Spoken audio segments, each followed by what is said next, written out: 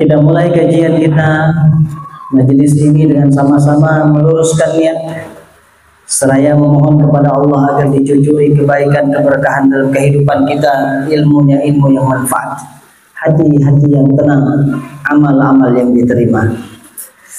Astaghfirullah Rabbal baraya, astaghfirullah minal khataya, astaghfirullah Rabbal baraya, astaghfirullah minal khataya, astaghfirullah Rabbal baraya, astaghfirullah minal khataya.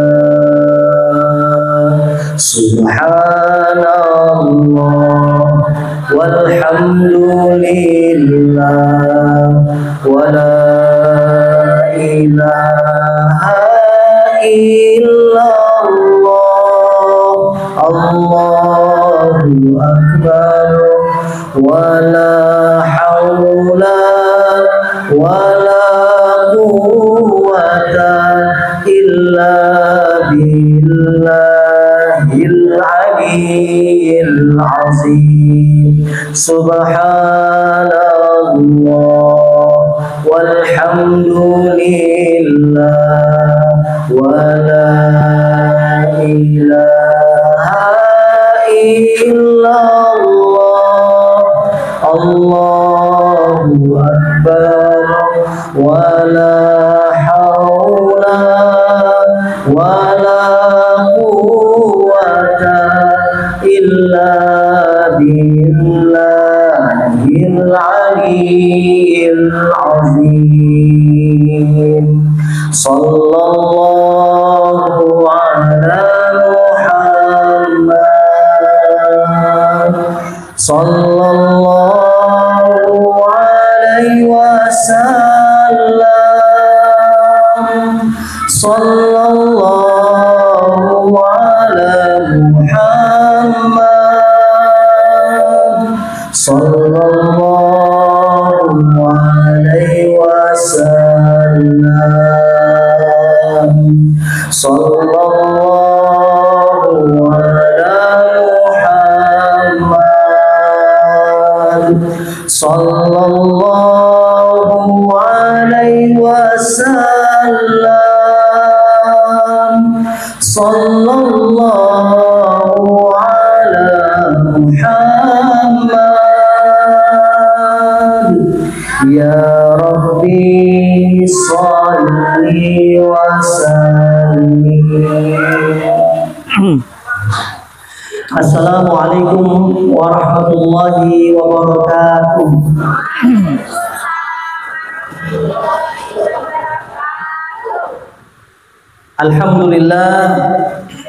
Alhamdulillahi wa kafa wa salatu wassalamu ala rasulil mustafa wa nabiyil mujtaba. Ashhadu an la ilaha illallah wahdahu la syarika lah, wa ashhadu anna Muhammadan abduhu wa rasuluhu la nabiyya wa la rasula ba'dah. Allahumma salli wa sallim wa barik ala sayyidina Muhammad wa ala alihi wa ashabihi wa man tabi'ahu bi ihsanin ila yaumil qiyamah, amma ba'd. Qala Allah ta'ala fil Qur'anil Karim, a'udzu billahi minasy syaithanir rajim. Inna as-safa wal marwata min sya'airillah, faman hajjal baita aw i'tamara fala junaha alayhi an yatawafa bihima, wa man tatawwa'a khairan fa inna Allaha syakirun 'alim.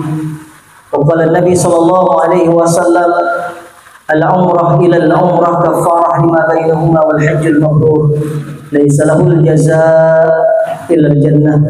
Shadaqallah wa shadaqa Rasulullah. Alhamdulillah, memuji Allah kita di waktu istimewa, di saat dan kondisi yang sangat mustajabah, saat rintik-rintik hujan dikucurkan dari langit, pertanda mustajab saat meminta kepada Allah. pertanda Allah mengampuni dosa bagi yang meminta, pertanda Allah mengabulkan doa bagi yang bersungguh-sungguh bermunajat. Mudah-mudahan saat-saat seperti ini menjadi saat-saat terbaik kita untuk membingkai semua dalam rangka mengharap menghibah kepada Allah Subhanahu wa taala di majelis mulia ini. Semoga Allah ampuni semua dosa-dosa kita.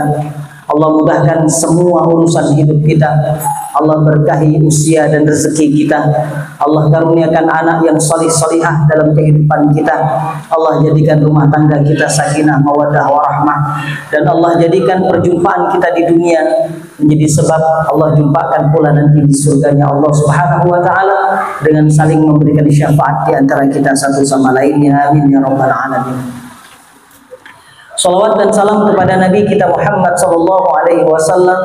Tidak pernah lupa kita awali di awal jumpa kita, biar majelis ini tidak menjadi majelis yang lalai.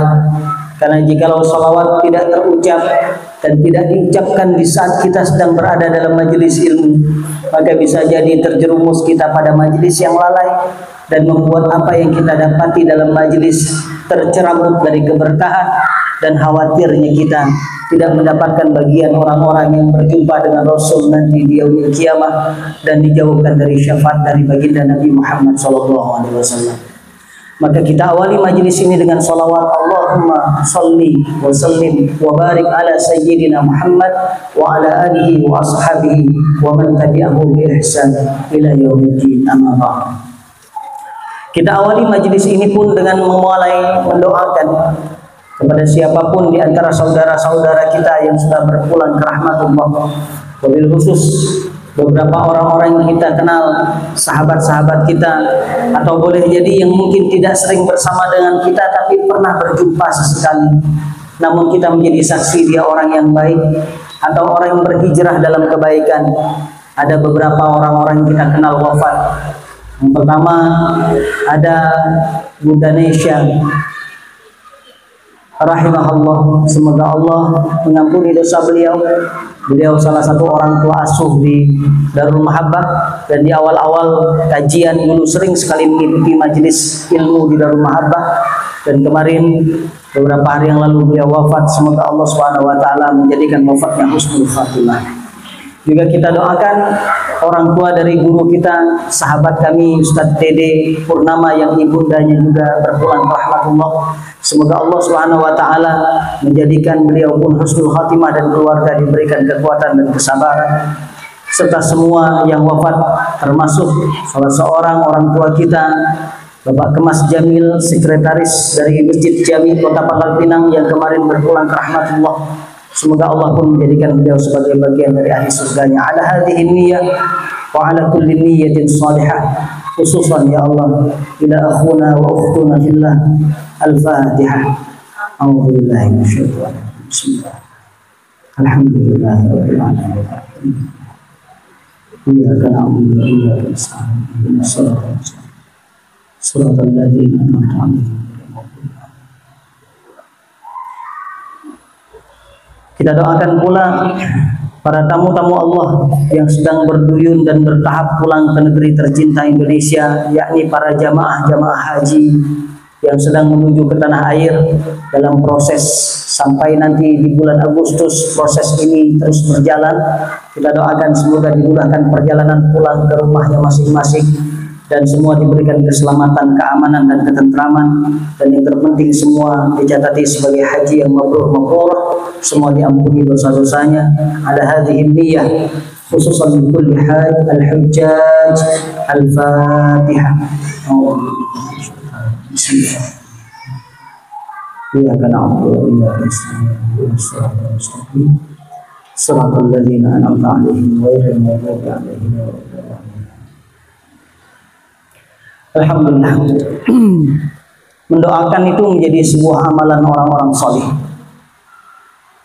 Tanpa diminta pun mendoakan itu menjadi sebuah keniscayaan. Bahkan yang paling afdol doa itu adalah yang tidak diketahui oleh orang yang dia doakan. Ya. Ini adalah doa yang paling afdol. Maka orang-orang yang sering mendoakan saudaranya, dia mendapatkan keutamaan. selain utamanya dia dapat keberkahan, yang paling istimewa diaminkan oleh malaikat.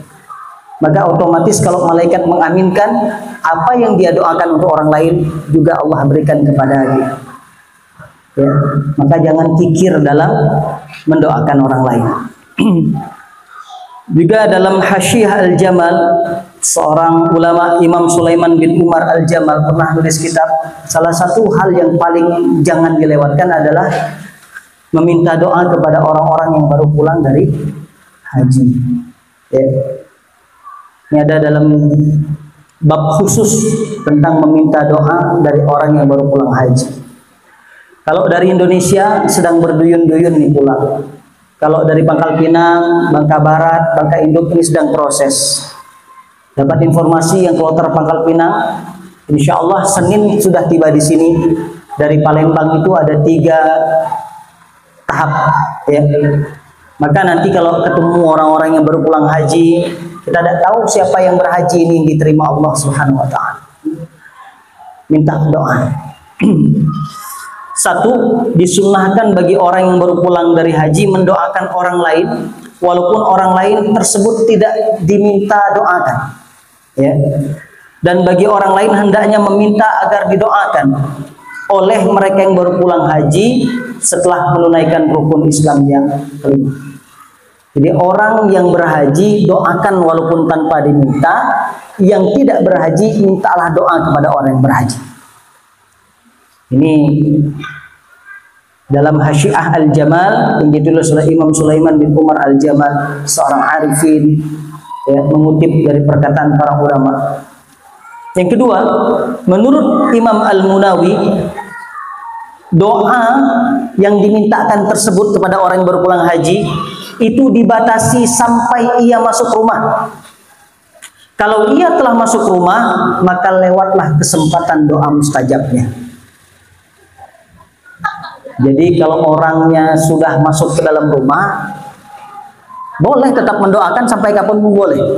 Tapi yang paling baik sebelum dia masuk ke dalam rumahnya.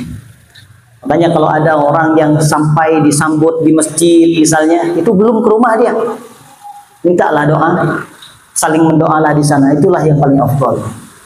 Ya. Itu menurut Al-Munawi. Dalam pendapat lain yang ketiga, sebagian ulama menjelaskan bahwa doa mustajab tersebut terus-menerus berlangsung, diperpanjang sampai 40 hari dari orang yang pulang dari tanah suci semenjak kedatangannya. Makanya ada dari kalangan Syafi'iyah mengatakan orang pulang haji itu 40 hari dia diikuti oleh malaikat. Wallahu a'lam bishawab. Kami tidak mengambil pendapat ini, tapi ada ulama yang berpendapat demikian. Ya.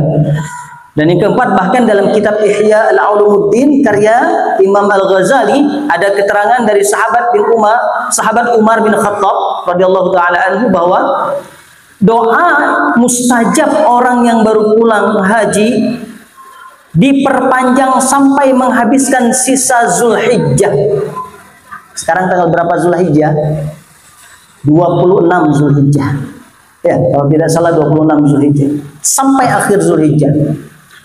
Lalu Muharram, kemudian diperpanjang sampai Safar hingga 20 hari bulan Rabiul Awal.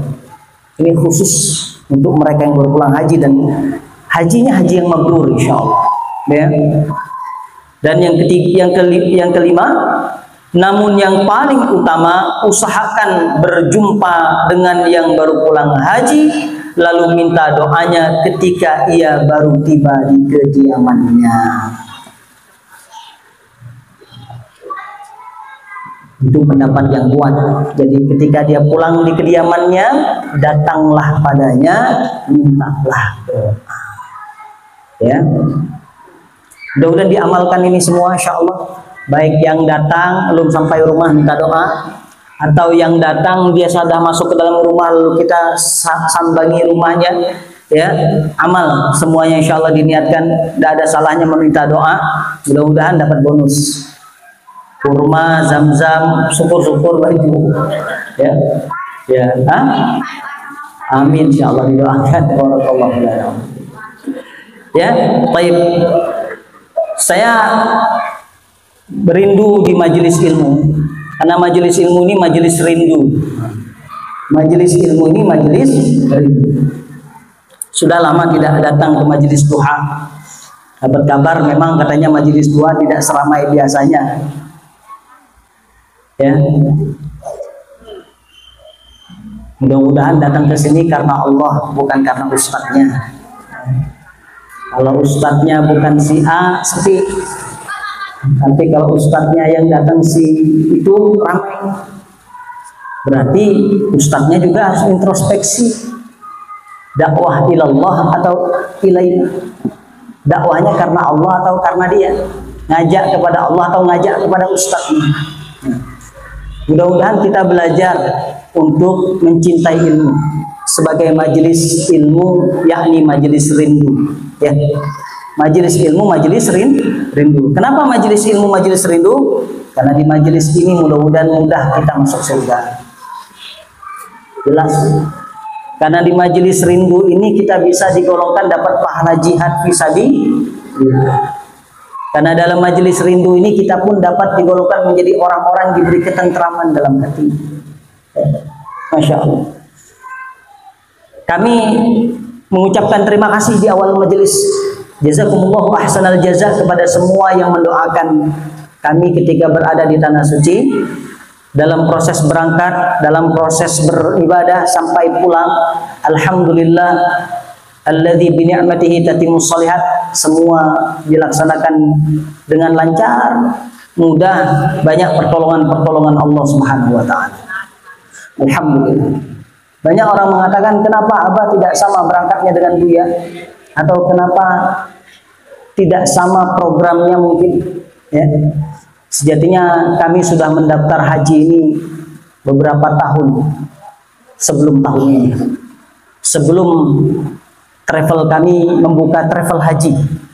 Jadi Abah secara pribadi ingin sampaikan, kalau ingin berangkat haji dulu pengennya tidak mau yang gratis. Beberapa tawaran itu menyuruh menjadi pembimbing haji. Kan setiap tahun ada pembimbing haji. Dia mendampingi orang haji, membantu proses berhaji, dapat ujroh, dapat upah. Pengen, tapi untuk haji pertama tidak mau. Itu prinsip pribadi. Pengennya kalau berangkat haji harus pakai uang sendiri, harus ada perjuangan, harus ada pengorbanan, harus berikhtiar, biar ada hal yang membuat kita lebih banyak menangisnya di sana.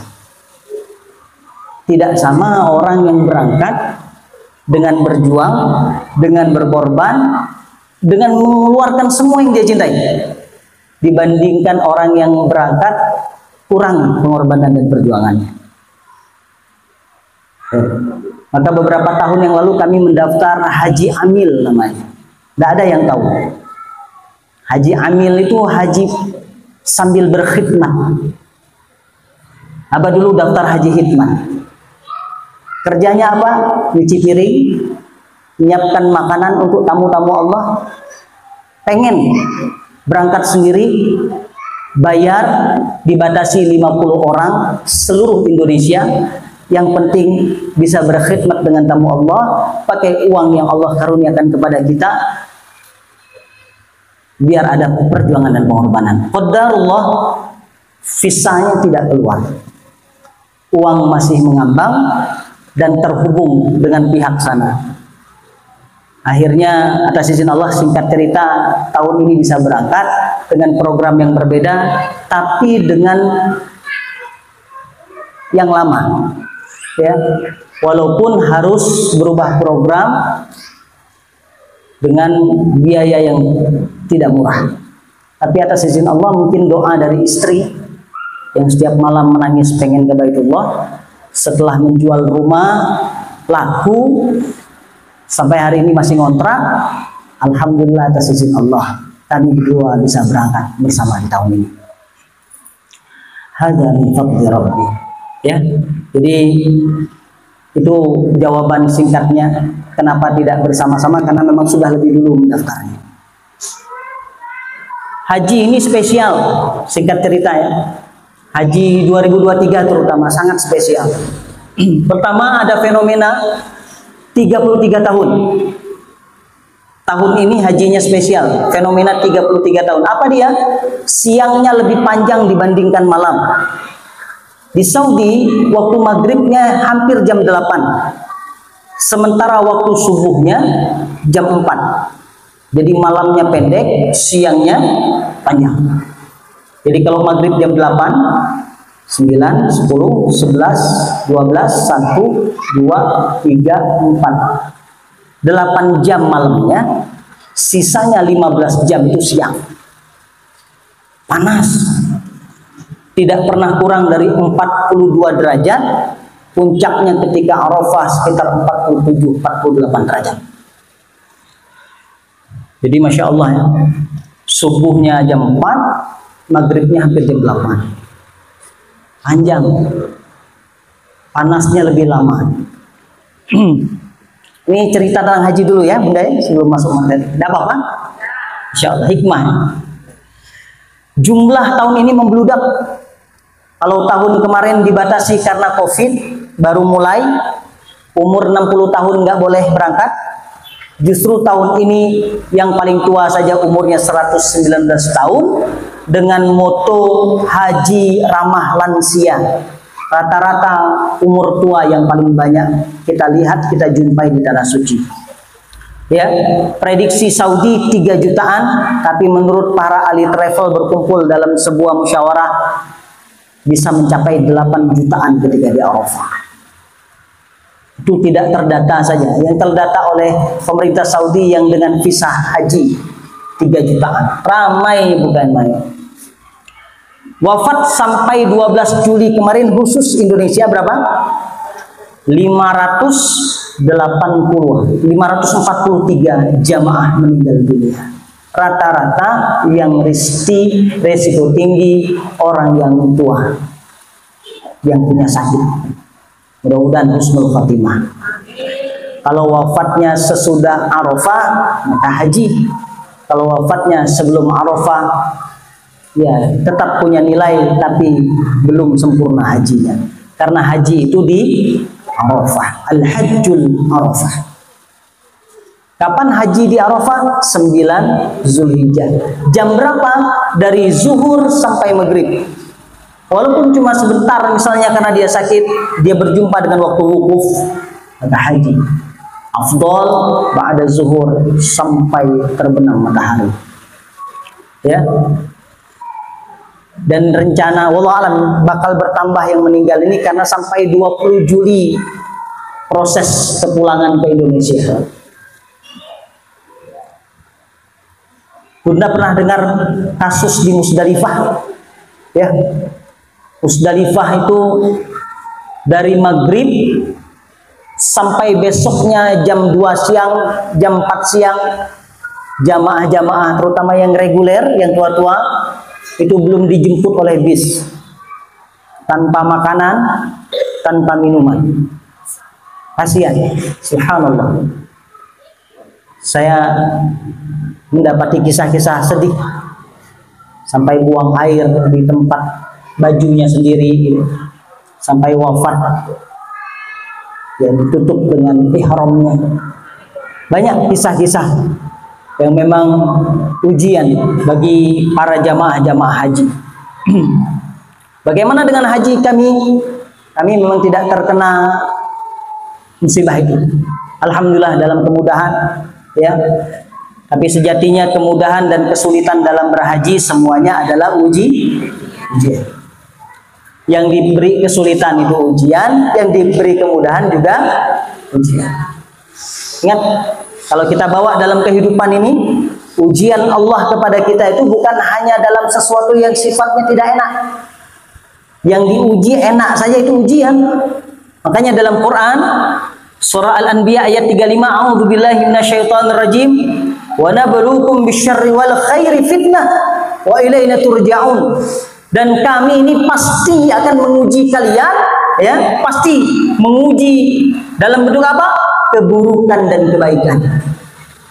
Jadi jangan heran Kalau hari ini orang merasa diuji dalam keadaan sulit, itu biasa. Yang parah dan jarang lulus itu justru dia diberikan kenikmatan, kenyamanan, kebahagiaan, tapi dia tidak merasa diuji. Masya Allah, ini bahaya ini. Maka mau lihat-lihat dalam diri sekarang. Kita ini sedang diuji dengan kebaikan atau keburukan, dengan kesenangan atau kesulitan. Bentuk ujian. Alhamdulillah Ustadz, anak saya sukses semuanya, badan sehat, rezeki lancar. Ujian atau tidak? Ujian. Lulusnya bagaimana? Lulusnya bagaimana? Lulusnya indikasinya adalah dekat tidak dia dengan Allah. Setiap kesulitan, kepahitan, kegetiran, kepayahan yang dirasakan membuat orang makin dekat dengan Allah, itu nikmat. Sebaliknya, kemudahan, kenikmatan, kenyamanan justru makin jauh dari Allah, itu azab. Jadi bunda kalau punya sesuatu yang baru, ayahanda, sahabat semua, tapi justru makin tidak ingat Allah, wallahi itu azab, tapi kita tidak sadar. Hati-hati ini. Makanya orang yang paling istimewa itu adalah orang yang sadar bahwa hidup ini adalah mazra'ah, ladang untuk menanam yang dia panen hasilnya nanti di kemudian hari, baik dalam bentuk yang dia suka ataupun yang tidak dia suka. Anak soleh, ujian. Anak salah, ujian. Suami baik, ujian. Suami buruk, ujian. Rumah tangga tenang, ujian. Rumah tangga bermasalah, ujian. Ujian. Indikasinya kita lulus atau tidak, makin dekat atau tidak kita dengan Allah Subhanahu wa Ta'ala. Ya, mudah-mudahan kita bisa lulus dalam setiap ujian. Ya. Apa pelajaran dari haji? Nah ini penting bunda, bagi yang mau berangkat atau sudah bersiap atau sudah punya niat. Ada nasihat dari seorang ulama, sahabat Nabi Shallallahu Alaihi Wasallam, Ibnu Umar, anak Sayyidina Umar. Apa kata beliau? Ya, kata Ibnu Umar radhiyallahu taala anhu, katsiruna yadhhabuna lil hajj, walakin qillatu minan nasi yahujj. Memang banyak orang yang berangkat haji, namun sedikit yang berhaji. Sekali lagi, memang banyak orang yang berangkat haji, namun sedikit yang berhaji. Bisa dipahami? Memang banyak orang yang berangkat haji, Masya Allah, banyak, sampai 8 juta, tapi tidak banyak yang berhaji. Siapa yang berhaji itu? Merekalah yang pulang-pulang membawa kebenaran dan kemakmuran. Siapa yang hanya berangkat haji? Merekalah yang hanya membawa kemerdu dan penolakan dari Allah Subhanahu wa Ta'ala. Hati-hati, berangkat haji tidak sama dengan berhaji. Kalau berangkat haji dia hanya berangkat saja, boleh jadi tidak dapat apapun di sisi Allah Subhanahu wa Ta'ala kecuali lelah dan payahnya. Sementara yang berhaji itulah yang diharap untuk bisa diterima Allah Subhanahu wa Ta'ala. Ya Allah,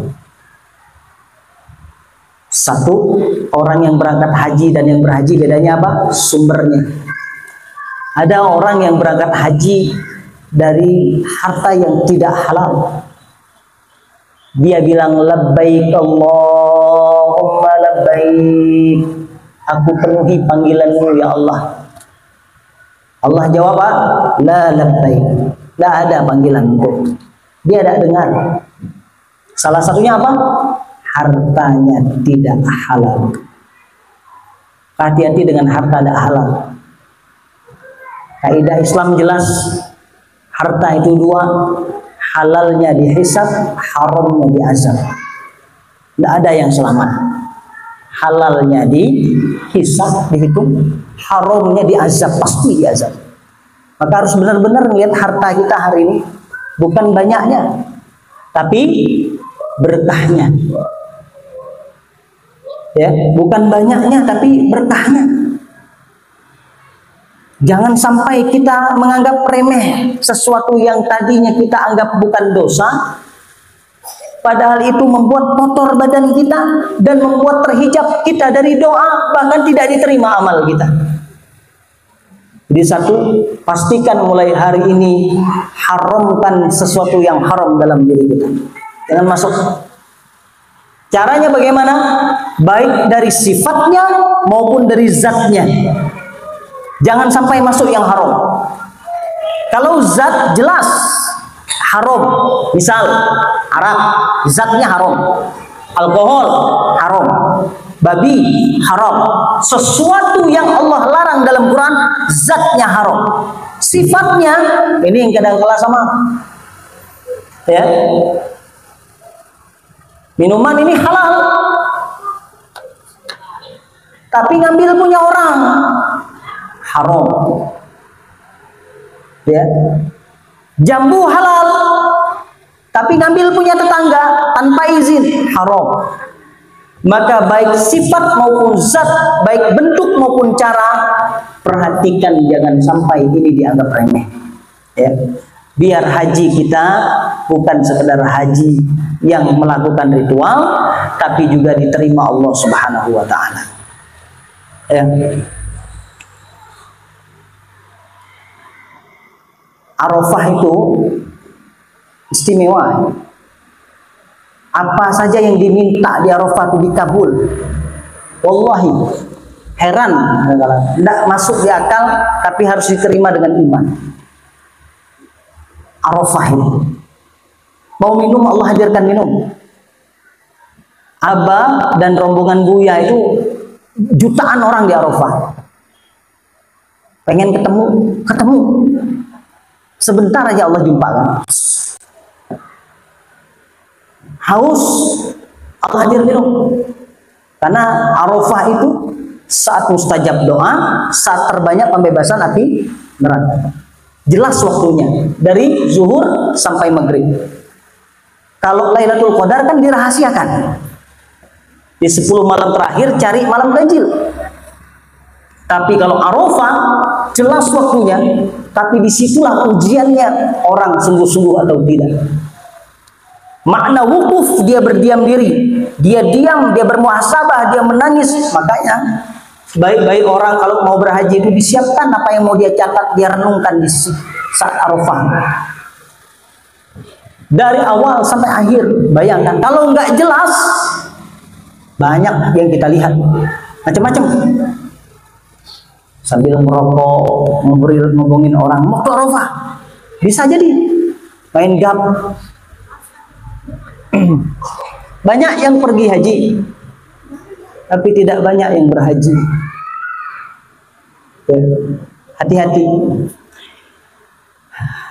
Mudah-mudahan ya kita paham bahwa memang haji ini panggilan Allah, tapi sekali lagi bukan perkara siapa yang dipanggil, tapi bagaimana dia dipantaskan Allah menjadi hamba yang mabrur. Hanya mabrur itu tidak ada balasan kecuali surga. Doakan kami, mudah-mudahan bisa jaga, bisa diterima Allah. Ya. Yang belum, yuk prioritaskan akhirat ketimbang dunia. Bunda ayah Anda setuju nggak? Dunia akhirat seimbang? Atau prioritaskan akhirat dibandingkan dunia? Mana yang benar? Akhirat dan dunia seimbang atau akhirat baru dunia?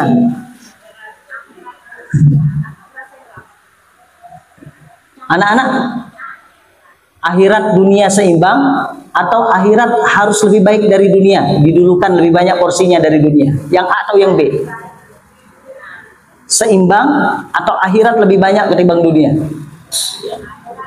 Kita buka Quran. Ya, prioritaskan akhirat. Ya, prioritaskan akhirat. Jelas dalilnya. Quran surah Al-Qasas ayat 77. A'udzubillahi minasyaitonirrajim. Wabtaghi fima ataakallahu ad-daral akhirah wa la tansa nasibaka minad dunia, dan carilah negeri akhirat itu. Ya, nikmat yang Allah berikan untuk negeri akhirat itu. Wala tansa nasibaka minad dunya. Tapi untuk dunia ini jangan lupa, sekedar saja. Jangan dibalik.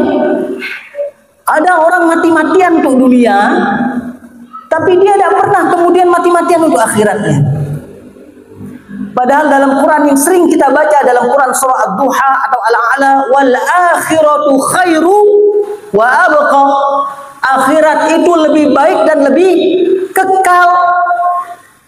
Ya, akhirat itu lebih baik, harus lebih banyak dan lebih kekal. Wal akhiratu khairul laka minal ula. Akhirat itu lebih baik daripada yang awal. Awal dunia, akhir akhirat. Maka sekali lagi, akhirat ini porsinya harus lebih banyak dari dunia. Kita hitung, hari-hari kita 24 jam, lebih banyak dunianya atau akhiratnya? Kalau mau jujur, lebih banyak dunianya. Tidur dibandingkan ibadah, lebih banyak tidurnya. Sholat 5 waktu sehari semalam. Satu sholat berapa waktunya? Paling lama 10 menit. Itu bagi yang khusyuk. Rata-rata kita ini 2 menit. Bagi yang ahli, subhanallah, taruhlah ambil pukul rata 5 menit lah sholatnya. 5 kali 5, 25 menit. Tak sampai setengah jam. 24 jam sehari semalam, hanya 25 menit untuk akhirat kita, dan itu pun tidak maksimal kita lakukan. Lalu kita minta kepada Allah yang besar-besar. Kadang harus ngaca dengan amal, ya. Makanya untuk akhirat itu harus lebih baik, harus lebih baik. Jangan pula terlalu, maaf, salah mengartikan berarti akhirat lebih baik kok sholat banyak-banyak, tidak perlu lagi ngejar dunia. Itu salah juga. Tidak boleh. Tetap selama kerangkanya dalam rangka ibadah, maka semuanya harus dalam keadaan dicintai Allah Subhanahu wa taala. Apalagi dalilnya akhiratnya harus lebih baik. Bunda sering doa sapu jagat sama-sama. Rabbana atina fid dunya hasanah wa fil akhirati hasanah wa qina. Ada 3 yang kita minta di sana. Ya Allah, berikan kami kebahagiaan di dunia, berikan kami yang kedua kebahagiaan di akhirat, jauhkan kami dari siksa api. 3 mintanya. Yang dunianya berapa? 1 kebahagiaan di dunia, akhiratnya kebahagiaan di akhirat, dan jauhkan dari siksa neraka di dunia apa di akhirat? Akhirat. 2 versi 1. Maknanya apa? Kita lebih banyak harusnya minta untuk selamat akhiratnya ketimbang dunianya. Kenapa dibedakan seperti ini? Karena memang dunia dan akhirat itu beda, ya kan? Apa bedanya? Pertama, jelas dunia ini berubah, fana. Kecil, bayi, anak-anak, remaja, dewasa, tua, mati. Itu dunia, ada fase. Akhirat, selama-lamanya kita dalam kondisi seperti yang ditakdirkan Allah. Ya. Dunia diputus bedanya dengan yang namanya kematian. Akhirat tidak ada lagi kematian. Makanya jangan cari mati, jangan takut mati, jangan rindukan mati, tapi persiapkan diri untuk mati. Allah itu merahasiakan mati 3, dirahasiakan waktunya, dirahasiakan tempatnya, dirahasiakan caranya. Siapapun dia akan mendapati 3 rahasia kematian. Tidak ada yang tahu kapan, tidak ada yang tahu di mana, dan tidak tahu bagaimana cara dia mati. Mudah-mudahan kita pilih yang ketiga, caranya kita pesan sekarang, husnul khatimah. Siapapun dia tidak pernah tahu kapan waktunya. Ada orang bulan kemarin masih aktif WA-WA-an dengan kita, tapi bulan ini dia sudah terkubur di dalam tanah. Ya, misalnya. Ada orang wafat, hari ini dia masih berada dalam kajian, besoknya dia sudah berada di alam kubur. Memang nasihat, kafa bil mauti wa'izun, cukuplah kematian itu sebagai nasihat. Ya. Apalagi bedanya? Yang ketiga, dunia ini menanam, akhirat memetik. Itu bedanya. Maka sibuklah menanam kebaikan biar nanti kita jadi orang-orang yang panen kebaikan di akhirat. Insya Allah. Siapkan harta halal mulai sekarang. Bagi istri, kalau udah nyari kerja dari suaminya, doakan suaminya biar punya rezeki halal berkah.